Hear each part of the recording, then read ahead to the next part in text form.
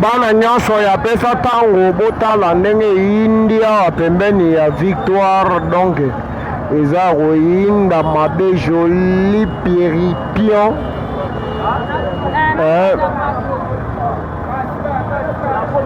Dona Kapambu Amisi Kitoko Anti Tata Dudu Snappy Snap Dudu Snap tobosani te lisusu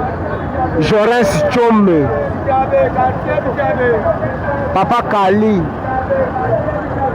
talaki ndenge eyindaka match ya Renaissance ebeti lelo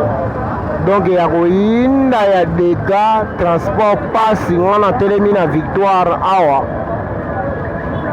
tout rond point na Victoire tala makambo ndenge eleka na osola bino ba image aucune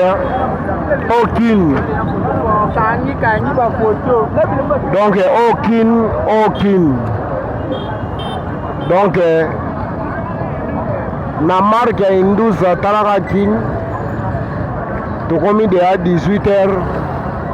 Ibrahim Yanzambe na nyonso motema ya ma Charlotte Pigeon bakolopesa tango